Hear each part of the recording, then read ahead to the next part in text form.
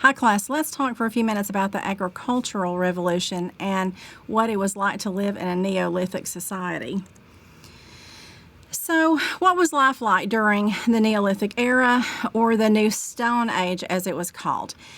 A sedentary lifestyle in places like the Fertile Crescent, or it's also called the Mesopotamia region, began to be the norm.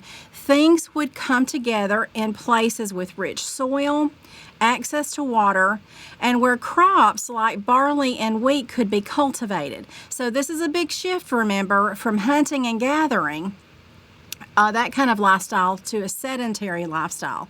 Now we're going to see food production, or an agricultural revolution, is going to allow population growth and larger settlements of people to come together.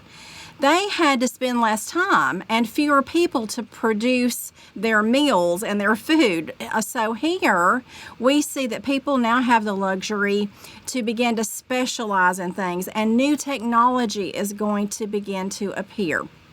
So remember, we talked about evidence of the Fertile Crescent in the Mesopotamia is going to emerge around 9000 BCE. And this agricultural revolution, as some scholars call it, takes place in several different areas of the world at about the same time. We'll get around to talking a little bit about China and the Americas and India and Africa. And this shift from hunting and gathering to a sedentary type lifestyle is going to change everything.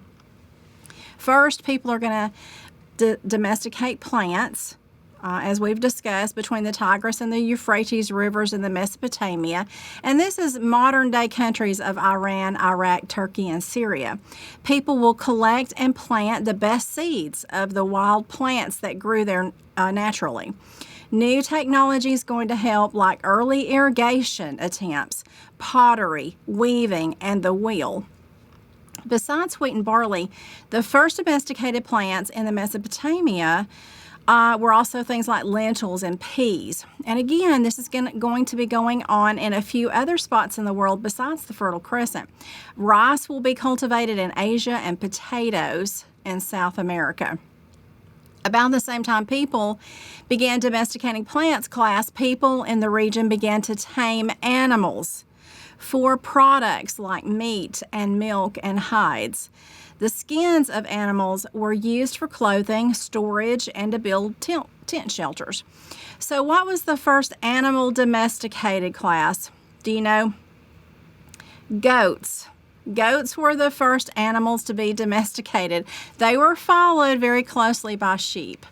And in Southeast Asia, chickens were domesticated about 10,000 years ago. Later, people began domesticating larger animals such as oxen, water buffalo in Asia, or horses from the Mongolian steppes for beasts of burden. Some animals domesticated for one purpose no longer serve that purpose today, class. Dogs. They were domesticated to assist people in hunting, for instance. There are hundreds of domestic dog species today, right? And many of them are excellent hunters, but most are our pets. Dogs were probably domesticated from gray wolves. Cats come a little later. I think cats domesticated us instead of us domesticating them. Domesticating plants marks a major turning point for humans. It's the beginning of an agricultural sedentary way of life and the rise of civilization. And during this time, flood and drought will hinder agricultural advances. Communities are going to remain relatively small.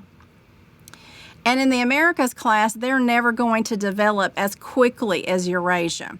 Do you know why the Americas do not develop in the same fashion as Eurasia?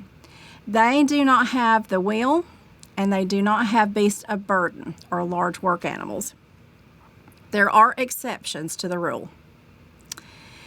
They were able in the Americas, in South America, to domesticate the finicky llama and alpaca, which had neither really the strength or stamina of its counterparts in Afro-Eurasia. Llamas were more prized as a source of wool, but they were used as pack animals, and the alpaca. Still, it made a difference in places like modern-day Peru and the Andes mountain region. Class, South America also had one animal that they domesticated for food. Yes, the guinea pig. The common guinea pig was first domesticated as early as 5000 BCE for food by tribes in the Andean region of South America, present-day Ecuador, Peru, and the like. And when the Spanish or European invasion of the Americas takes place in the 1500s, they bring guinea pigs back to Europe, where they became popular as exotic pets. They're still eaten today for food in South America, and we still keep them as pets. I want to also mention another important animal to this time, and that's the horse. Humans began domesticating horses around 4000 BCE, and their domestication is believed to have been widespread by 3000 BCE. Horses have been used in warfare for most recorded history. The first archaeological evidence of horses used in warfare dates back between 4000 and 3000 BCE. Definitely an animal who changed the course of history many times. Çatalhöyük. This is a early Neolithic society that was discovered in around the 1950s by a British archaeologist. And this site is very important, class. It's notable for providing information on the global transition from hunting and gathering to a more urban, sedentary, agricultural dwelling. Çatalhöyük is located in modern-day Turkey and dates back from the 8th millennium BCE. And Çatalhöyük is a wonderful example of a Neolithic settlement, and at one time thought to have been the largest city in the world with about 10,000 inhabitants. Definitely one of the first Neolithic communities that we have found evidence of. Within this community, there is evidence of music making, advanced weaving and sewing like carpets, wood carving, jewelry. It's all been found here, plus some of the early evidence of the wheel. And I've pulled in a short video for you in the class to learn more about this settlement. As usual, class, keep in touch.